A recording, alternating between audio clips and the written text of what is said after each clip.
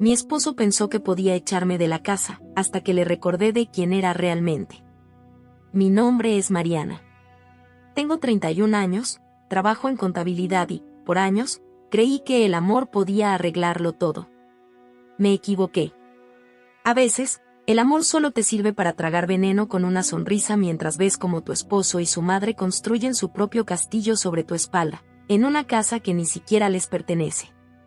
Y cuando digo mi esposo y su madre, créeme que deberían tener su propio programa de televisión. Un reality, de esos que uno ve con una copa de vino en la mano y piensa, por suerte eso no me pasa a mí. Mi esposo se llama Elías, y mi suegra, Rosa. O como le digo en confianza a mi mejor amiga, Su Majestad la Emperatriz del Gaslight. Desde el principio supe que Rosa era mucho. Pero una parte de mí pensó que eso cambiaría. Yo era joven, idealista, y Elías parecía diferente a los demás chicos de la universidad. Medía casi 1,90 m, tenía una sonrisa impecable y hablaba con una confianza que me hacía sentir protegida, como si estuviera segura de todo, incluso cuando no lo estaba. Nuestra historia comenzó de forma tan absurda como memorable. Él se tropezó en la biblioteca y me lanzó encima una pila de enciclopedias. Literalmente. Yo terminé con una rodilla morada y él con mi número de teléfono. Un clásico de comedia romántica, si alguna vez hubo uno. Lo que no sabían los guionistas de esa historia era que el verdadero drama vendría años después, cuando las luces se apagaran y la suegra entrara a escena. Rosa. La conocí en nuestra tercera cita. No porque Elías la mencionara casualmente, no. Porque nos llamó en plena cena para recordarle que debía tomar su suplemento de magnesio. ¿Y él qué hizo? Se levantó, salió del restaurante y se pasó 20 minutos hablando con ella mientras yo fingía no sentirme como un adorno de mesa. Yo lo vi como una señal de que tenía una relación cercana con su madre. Hoy sé que era una advertencia del universo. Pero una no escucha esas señales cuando está enamorada, ¿verdad? El compromiso llegó rápido. Él organizó una pequeña cena en casa, sacó un anillo de terciopelo y me pidió matrimonio con voz temblorosa. Hubiera sido hermoso, si no hubiera mencionado a su madre más veces que a mí. Mi mamá dice que tú eres la indicada, a mamá le encantó el anillo, mi mamá siempre soñó con vernos casados. Lo tomé con humor. Al menos eso me decía a mí misma. No quería ser la novia tóxica que pone límites desde el día 1. Qué ingenuidad la mía. La boda fue un desfile de microagresiones. Rosa no solo se metió en cada decisión, desde la flor de los centros de mesa hasta los cubiertos. Se presentó el día de la ceremonia con un vestido blanco marfil. No era blanco blanco, claro, era un tono champán pálido, según ella. Pero bajo el sol del mediodía, brillaba más que mi propio vestido. Y Elías se encogió de hombros. Está hermosa, ¿no? Después de la boda, nos mudamos a una casa hermosa, grande, de techos altos y ventanales que parecían salidos de una postal. Yo había heredado esa propiedad de mi padre, quien seguía vivo, pero la había puesto a mi nombre tiempo atrás, en un gesto que solo ahora entiendo en toda su magnitud. Yo jamás le conté a Elías que la casa era mía desde antes. Dejé que pensara que la habíamos conseguido juntos. No por temor. Por amor. Porque quería que él sintiera que tenía parte de ese logro, aunque en el fondo supiera que él solo se subió al tren. Fue un error. Desde el primer día, Rosa aparecía sin avisar. Se paseaba por la cocina opinando sobre cómo colocaba los vasos, inspeccionaba las habitaciones como si estuviera en una inspección militar y se refería a la casa como el nuevo hogar de Elías. A veces incluso decía, aquí, en nuestra casa. ¿Nuestra? Yo solo apretaba los dientes y sonreía. ¿Para qué pelear por palabras? El problema es que esas palabras se convirtieron en ladrillos. Poco a poco, Rosa y Elías construyeron una narrativa. Una en la que esta casa les pertenecía, en la que yo era un accesorio. La señora que decoraba, limpiaba y cocinaba. La esposa que existía para facilitar la comodidad de ambos. Todo lo hacían juntos. Consultaban los colores para pintar la sala, las cortinas, incluso la marca del café. Yo me encontraba rodeada por una relación simbiótica que no me dejaba espacio ni para respirar. Cuando quedé embarazada, pensé que las cosas cambiarían. Que la llegada de nuestra hija haría que Elías tomara conciencia y estableciera límites. Pero me equivoqué. Lo único que cambió fue que ahora tenía una suegra criticando mis decisiones de madre con la autoridad de un pediatra, sin haber estudiado medicina. Cada vez que intentaba hacer algo diferente, Rosa tenía una opinión. Y Elías la respaldaba. Mamá dice que eso puede ser peligroso, mamá opina que deberíamos cambiar el pediatra, mamá piensa que la niña debería dormir en cuna de barro y albahaca como yo lo hacía. A veces me encerraba en el baño solo para llorar. Otras, encendía la ducha para que no me escucharan maldecir. Mi maternidad se volvió un campo de batalla, y yo era la única soldado de mi bando. Pero el verdadero golpe no llegó hasta años después, una mañana de lunes, mientras desayunábamos. Yo ya estaba agotada por tantas noches sin dormir y jornadas laborales largas. Entre sorbo y sorbo de café frío, Elías dijo con total naturalidad: He estado pensando, amor, mamá ya está grande, ¿y si se viene a vivir con nosotros? Así. Como quien sugiere comprar un sofá nuevo. Mi mano tembló. Dejé la taza con suavidad y lo miré. ¿Le estás hablando en serio? Sí, claro. Sería lo mejor para todos. Podría ayudarte con la niña. Además, es lógico. Esta casa es de la familia, ¿no? Y ahí supe que algo en mí había cambiado. Ya no era la mujer que callaba. Ni la esposa que aguantaba. Algo dentro de mí se había roto, o tal vez, por fin, se había liberado. Le dije que no. No de esos no tímidos, disfrazados de dudas o de promesas futuras. No fue un hablemos luego. Fue un no completo, firme, redondo, con la fuerza de una mujer que está harta de tragar vidrio y sonreír como si fueran caramelos. Elías se quedó en silencio. Como si no entendiera. Como si ese monosílabo, esa simple negación, no tuviera derecho a existir en su mundo donde todo lo decidía con su madre. ¿Cómo que no?, preguntó al fin, sin una gota de ironía, sin comprender el peso que acababa de soltar sobre la mesa. No va a venir a vivir aquí. Esta es mi casa, Elías. No la tuya. No la de Rosa. Mía. Y ahí lo vi. Lo vi de verdad por primera vez en años. Su ceño fruncido. La confusión genuina. El inicio de la indignación. No estaba preparado para que yo tuviera límites. Ni voz. Ni propiedad. ¿Tu casa? ¿Qué estás diciendo? Suspiré. No tenía ganas de pelear, pero tampoco podía seguir callando. Me levanté, fui hasta la pequeña caja fuerte del estudio y saqué los papeles. Los dejé sobre la mesa, junto a su tostada a medio comer. Lee. Él los tomó con manos torpes. Sus ojos recorrieron las letras como si fueran en otro idioma. Acta de donación. Escritura de traspaso. Fecha. Firma de mi padre. Notaría. Todo ahí. Legal. Irrefutable. Incuestionable. ¿Esto, desde cuándo lo sabías? Desde siempre. Pero decidí no decírtelo. Porque pensé que no necesitaba saberlo. Porque confiaba en que jamás ibas a hacerme sentir como una intrusa en mi propio hogar. ¿Y por qué lo sacas ahora? ¿Para humillarme? No. Para que sepas dónde estás parado antes de seguir construyendo castillos con tu madre en terrenos que no les pertenecen. Él se quedó mudo. No gritó. No lloró. No pidió perdón. Solo se levantó, salió de la cocina y se encerró en el cuarto. Al día siguiente, Rosa no tardó en aparecer, como siempre. Sin anunciarse, sin tocar. Se metió como si tuviera llaves invisibles.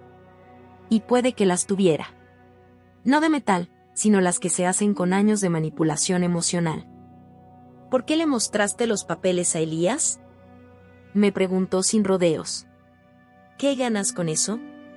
Ganar no. Solo dejar de perder. ¿Y perder qué, Mariana? ¿Una familia? ¿Una vida juntos? Ah, no, Rosa. Dejar de perderme a mí misma. Ahí lo vi en sus ojos. No era tristeza. No era preocupación. Era puro cálculo. Esa mujer no estaba dolida por lo que yo había dicho. Estaba furiosa por haber perdido el control. El juego. Durante años había jugado a que esta casa era suya. Que su hijo era suyo. Que su nieta era un proyecto que ella podía moldear a su antojo. Y ahora, con una frase, yo le había quitado el tablero entero. Ella me miró, alzó el mentón y dijo: ¿De verdad piensas criar a mi nieta sola? ¿Alejarla de su padre? ¿De mí? No pienso alejarla de nadie. Pero tampoco voy a permitir que crezca creyendo que está bien vivir rodeada de humillación silenciosa. Que está bien ceder siempre, adaptarse a los caprichos de otros. Yo también soy madre, Rosa. Y sé exactamente el tipo de mujer que quiero que mi hija llegue a ser. Y no es una que se traga su dignidad cada mañana con el desayuno. Rosa no contestó. Dio media vuelta y se fue. Como una reina destronada que aún no acepta que el pueblo se ha rebelado. Después de eso, Elías y yo no hablamos por varios días. Dormíamos en la misma casa, comíamos en la misma mesa, pero la distancia entre nosotros era mayor que nunca. Hasta que una noche, mientras me preparaba un té, lo escuché decir desde el pasillo: si no quieres que mamá viva aquí, entonces lo mejor será que nos separemos. No grité. No lloré. Solo me giré, lo miré con una calma helada que incluso a mí me sorprendió, y dije: perfecto. Te doy una semana para buscar dónde vivir. Ella te puede recibir con los brazos abiertos. Eso, al menos, lo tienes asegurado. Elías no esperaba que lo tomara así. Supongo que pensó que amenazándome lograría que yo cediera. Que me arrodillara, que suplicara, que me convirtiera en la sombra de la mujer que fui. Pero ese guión ya no lo iba a actuar más. Al día siguiente, contraté a un abogado. No por impulso. No por venganza. Por precaución. Por protección. Por respeto propio. Le conté toda la historia. Le mostré los papeles de la casa, las pruebas, los registros. Él solo me escuchó, luego asintió y dijo: Mariana, estás más preparada de lo que crees. Y tenía razón. No estaba rompiendo una familia. Estaba escapando de una prisión. Porque cuando uno se pasa años cediendo, cuando te acostumbras a ser la mujer que siempre cierra la boca para que la paz reine, terminas creyendo que no mereces más que eso. Hasta que un día te das cuenta de que el silencio no es paz. Es asfixia. Y yo ya no estaba dispuesta a vivir sin aire. Ese día tomé una decisión: si Elías elegía a su madre una vez más, yo no lo iba a detener. La casa no era suya. Nunca lo fue. Pero la mentira sí. Y ya era hora de que él recogiera sus cosas y se la llevara consigo. Elías no se fue en una semana. Se quedó 10 días, arrastrando los pies por la casa, mirando cada rincón como si fuera una víctima de una injusticia divina, como si el mundo entero le debiera una explicación. Yo no dije nada. No le pregunté nada. Solo me ocupé de lo mío, de mi hija, de mi trabajo, de cerrar los capítulos que él aún no quería aceptar que habían terminado. Me observaba desde la puerta del pasillo cada vez que reía con nuestra hija, como si fuera un intruso en su propia película. Pero no hizo maletas. No habló más del divorcio.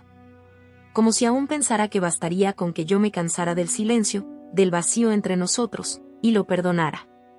Como tantas veces antes.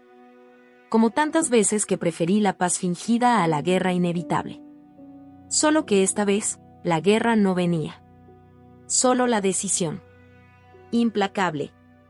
Serena. Yo ya no lo amaba. Tal vez no lo hacía desde hacía mucho, pero me había tomado años admitirlo. No era odio. Era algo peor, indiferencia. La misma indiferencia que él mostró cada vez que Rosa me despreciaba frente a él, cada vez que su mamita me corregía sobre cómo cargar a mi hija o cómo limpiar un espejo.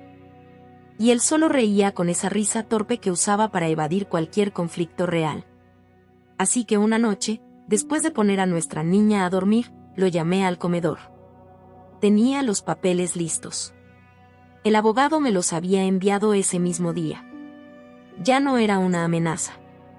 Era un hecho. Esto es lo que sigue, Elías, le dije, sin levantar la voz. Aquí están los papeles del divorcio. Puedes leerlos, pedir asesoría si quieres. Pero ya están firmados por mí.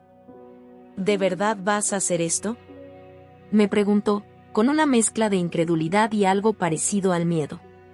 ¿Después de todo lo que hemos vivido? ¿Después de todo lo que he soportado? Sí, Elías. Precisamente por eso. Me gustaría decir que hubo un momento dramático, un giro emocional, algo que diera cierre. Pero no lo hubo. Solo me miró. Bajó la cabeza. Y por primera vez desde que lo conocía, pareció entender que no había vuelta atrás. Empacó 2 maletas. No necesitó más. Y cuando cruzó la puerta por última vez, no sentí alivio inmediato, ni felicidad, ni tristeza. Sentí vértigo. Como si al fin estuviera caminando sola sobre un puente colgante, sabiendo que al otro lado no estaba él, ni su madre, ni su mundo, sino el mío. Al día siguiente, cambió la energía en la casa. No hubo gritos. No hubo pasos pesados en el pasillo.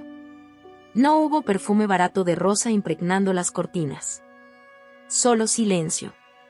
Un silencio que, por primera vez en años, no me asustó. Mi hija se despertó y me abrazó como siempre. Me pidió cereal. Le puse su caricatura favorita. Y en medio de esa cotidianidad, entendí que mi vida no había terminado. Apenas empezaba. Los días siguientes fueron un torbellino, reuniones con abogados, trámites, cambios de cerraduras, y una llamada de Rosa, por supuesto. ¿Así que ya lo echaste?, y dijo con ese tono suyo, entre ofendida y triunfante. Y él se fue solo, respondí con calma. Yo solo abrí la puerta. ¿Y ahora qué? ¿Me vas a prohibir ver a mi nieta? Yo no soy quien se interpone entre su padre y ella. Lo que tú y él hagan con su tiempo es asunto de ustedes. Pero en mi casa, Rosa, tú no vuelves a entrar. No como antes. No sin respeto. Hubo un silencio largo del otro lado. Eres una desagradecida, Mariana. Y tú una entrometida que confundió gentileza con permiso. Que tengas buen día, Rosa. Colgué. Y con eso, cerré otro capítulo. Meses después, el divorcio se resolvió oficialmente. Mi abogado fue claro, la casa era mía. Siempre lo había sido. No formaba parte de los bienes conyugales, así que Elías no tenía ningún derecho sobre ella. Los bienes que sí compartíamos se dividieron de forma justa, aunque, seamos sinceros, él no tenía mucho que ofrecer. El juez estableció una cuota alimentaria para nuestra hija. No es que me hiciera falta, pero el simbolismo de ver a Elías cumpliendo con su parte, aunque fuera empujado por ley, fue casi poético. La custodia quedó conmigo. Él podía visitarla los fines de semana. Aunque la realidad es que la mayoría de esos fines de semana, mi hija terminaba con Rosa. Lo sabía porque la niña regresaba oliendo a ese perfume empalagoso que tanto odiaba, hablando de reglas absurdas y haciendo dibujos de la casa de la abuela como si fuera un castillo de Disney. Al principio me molestó. Mucho. Pero luego comprendí algo, no podía controlar lo que pasaba allá. Solo podía enseñarle desde aquí. Desde este nuevo hogar. Enseñarle que no todo lo que reluce es amor, y que el respeto empieza en casa, y hacia una misma. Con el tiempo, empecé a redescubrir rincones de la casa que había dejado que Rosa invadiera. Pinté las paredes. Tiré las cortinas viejas. Compré plantas, muchas. Empecé a llamarla por su nombre, mi casa. Y en medio de todo ese proceso, algo curioso ocurrió. Me reencontré conmigo. Con la Mariana que había dejado en pausa el día que decidió ceder para evitar peleas, para mantener una paz falsa, para que Elías no tuviera que elegir entre su madre y yo. Él ya había elegido mucho antes. Solo que yo tardé en aceptar que su lealtad nunca me perteneció.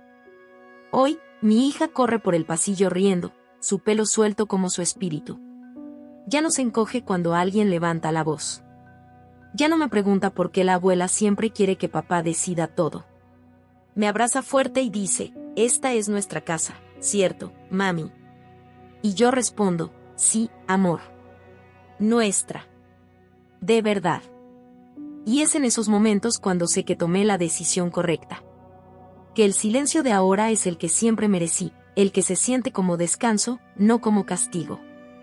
La vida después del divorcio no fue un cuento de hadas. Pero tampoco fue la pesadilla que Rosa me auguró con esos ojos llenos de juicio y soberbia. Fue real. Con sus días grises, sus silencios largos, y también con pequeños instantes de los que se sentían como respirar profundo después de estar demasiado tiempo bajo el agua. Durante años me había acostumbrado a vivir en automático. A medir cada palabra, a prever cada reacción, a preguntarme si mi vestido era demasiado ajustado para el gusto de mi suegra o si el almuerzo tenía suficiente toque casero como para evitar una crítica velada. Y de pronto, esos pensamientos se desvanecieron. ¿Sabes lo raro que es comer sola en tu propia cocina y no sentir que te están evaluando? Sentarte en el sofá, con el control remoto en la mano, y elegir lo que tú quieres ver sin negociar con nadie, sin que alguien cuestione tu elección o suspire como si tu existencia fuera una carga. La primera vez que me reí sola viendo una película mala, me sentí ridícula y libre. Mi hija también lo sintió. Dormía mejor. Jugaba más. Preguntaba menos. Había paz en nuestra rutina, como si el eco de los reproches de Rosa y la pasividad eterna de Elías se hubieran evaporado con la mudanza de sus sombras. Pero con esa paz vino algo que no esperaba, la tristeza. No por Elías, no por la ruptura, sino por mí. Por todo lo que aguanté. Por cada vez que me dije es normal. Por cada noche que me fui a dormir con un nudo en el pecho pensando que tal vez la culpa era mía por no saber encajar. Lloré. Más de una vez. No porque lo extrañara. Lloré por mí. Por la Mariana que fui, la que eligió callar, la que buscó validación en ojos que nunca supieron verla. Y cuando por fin dejé de llorar, empecé a sanar. Reorganicé los espacios. Saqué muebles viejos, compré nuevas lámparas. Cambié el aroma del suavizante, del jabón para manos, hasta del pan que comprábamos. Cosas pequeñas, sí, pero necesarias. Detalles que me ayudaban a decir, aquí ya no vive lo que me dolía. Mis amigas empezaron a volver. Algunas se habían alejado, no por maldad, sino porque no sabían cómo ayudarme mientras yo fingía que todo estaba bien. Otras, nunca se habían ido del todo, pero ahora sentía que podía mirarlas de frente y decir, estoy aquí, todavía me duele, pero ya no me rompo. Un día, mi mejor amiga me miró y me dijo algo que aún guardo como un mantra. Mariana, no dejes que lo que viviste se convierta en la historia que te defines. Que sea la que te impulsó, no la que te ancló. Y tenía razón. No quería que cada conversación fuera sobre Rosa o Elías. No quería repetir la misma herida 1000 veces como si eso fuera mi identidad. Quería redescubrir que me gustaba, que me hacía reír, que me daba curiosidad. Quería volver a mí. Así que empecé de a poco. Me inscribí en un curso de cocina sin receta. Uno de esos donde te enseñan a improvisar, a confiar en tu instinto. Me pareció simbólicamente perfecto. Empecé a salir más con mi hija, a llevarla a parques, museos, a comer helado un martes porque sí. Me miraba al espejo y ya no buscaba validación. Buscaba verdad. Y en medio de esa nueva vida, por supuesto, Rosa intentó regresar. Un domingo cualquiera, apareció en la puerta con un vestido discreto y una bolsa de regalo para su nieta. Solo quiero verla. No voy a molestar, dijo, con una voz ensayada. Tiene visitas con su papá los fines de semana, Rosa. Puedes coordinar con él, respondí sin abrir la puerta del todo. ¿Y tú no vas a dejar que una abuela vea a su nieta? ¿Vas a usarla como escudo? La miré. Con compasión, no con rabia. Porque ya no me dolía. Solo me daba lástima. Estoy protegiéndola del caos. De los gritos, de las críticas, del control disfrazado de amor. Tú eliges cómo quiere recordarte ella. Pero aquí, Rosa, ya no hay espacio para lo que tú traes. Cerré la puerta. Temblando. No de miedo. De fuerza. De esa fuerza que da decir no sin sentir culpa. Más adelante, Elías también intentó volver. Supongo que la rutina con su madre, las críticas que antes aplaudía ahora se le volvían en contra. Me escribió un mensaje largo, lleno de lugares comunes. He cambiado, quiero intentarlo, por nuestra hija. Lo leí. Lo borré. No contesté. Porque no necesitaba explicarle mi silencio. A veces, el cierre no se da con una conversación, sino con la paz que sientes cuando no necesitas tenerla. Hoy, mi hija y yo estamos bien. No perfectas, no inmunes a los días difíciles. Pero libres.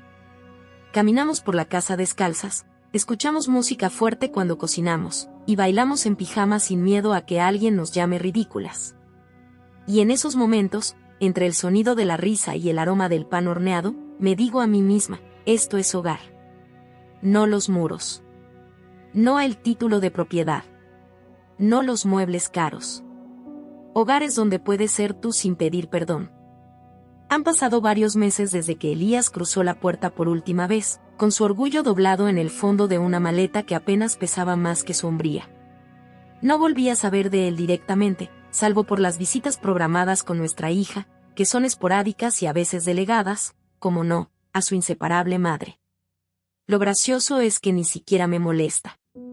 Porque en algún punto dejé de esperar que se convirtiera en el hombre que prometió ser. Me costó aceptarlo, pero él no me falló en un solo momento. Me falló 1000 veces, en pequeños gestos, en elecciones silenciosas, en cada ocasión que decidió mantenerse cómodo mientras yo me desangraba por sostener una paz ficticia. Y ahora que ya no tengo que sostener nada por nadie, respiro distinto. Más profundo. Más mío. Mi rutina ya no está marcada por vigilias emocionales. No hay que caminar de puntillas, ni aguantar miradas reprobatorias, ni justificarse por cada decisión doméstica. La casa, por fin, es una extensión de mi libertad, no una cárcel con paredes beige y críticas camufladas. Mi hija duerme en paz. Sueña sin tensión en la frente. A veces despierta en la madrugada, busca mi mano y se vuelve a dormir. Y en esos segundos donde sus dedos pequeños rodean los míos, sé que hice lo correcto. Me preguntan mucho si no me siento sola. Y la verdad es que no. Estoy sola, sí. Pero no me siento sola. Hay una diferencia abismal entre la soledad que te asfixia y la soledad que te da espacio para volver a ti. Yo vivo en esta última. Me abrazo más fuerte, me cocino con más intención, me cuido con más cariño. Redescubrí libros que había dejado a medias, canciones que dejé de escuchar porque a Elías le molestaban, recetas que no cocinaba porque Rosa decía que eran comida de solterona. Y lo más importante, redescubrí mi propia voz. Ya no susurra. Ya no pide permiso. Habla con claridad, con convicción, con ternura y con fuerza. Volví a ver a viejos amigos. A visitar lugares que me encantaban antes de que la rutina con Elías los hiciera inviables. No porque él lo prohibiera, sino porque cada pequeña decisión debía ser consultada, cuestionada, ajustada a las necesidades de su mamá o a su propia pereza emocional. Ahora, si quiero salir a tomar un café, salgo. Si quiero comprar un cuadro nuevo, lo cuelgo sin pedir opinión. Si quiero reírme a carcajadas, lo hago sin pensar si molesto a alguien. Y eso, aunque suene trivial, es todo. Rosa intentó regresar una vez más. A través de una vecina, envió una carta. Decía que se sentía traicionada, que le dolía haber sido apartada como una intrusa después de todo lo que había hecho por la familia. La leí una sola vez. Luego, la rompí en pedacitos y la eché al fuego. Hay cosas que se queman no por rencor, sino por necesidad.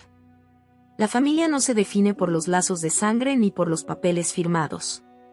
Se define por el respeto. Por el espacio seguro que construyes, no por el apellido que compartes. Y si alguien, incluso con tu mismo ADN o el de tu hija, no sabe respetar tus límites, entonces no pertenece a ese espacio. Muchos me han preguntado si pienso rehacer mi vida amorosa. La verdad es que no lo sé. No porque haya cerrado las puertas al amor, sino porque por primera vez en mucho tiempo no siento prisa. No estoy buscando que alguien me rescate. Ya me rescaté sola. Y ahora, si llega alguien, tendrá que venir a sumar, no a llenar vacíos. El futuro ya no me asusta. No me preocupa estar sola. Me preocuparía más estar acompañada y sentirme invisible. Estar en pareja y sentir que tengo que pedir permiso para existir. Hoy me levanto cada mañana sabiendo que no le pertenezco a nadie más que a mí misma.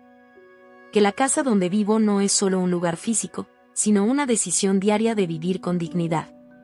Que mi hija crecerá viendo a una madre que se eligió, que se defendió, que se reconstruyó. Y eso es lo único que necesito. No necesito que Elías cambie. Ni que Rosa se disculpe.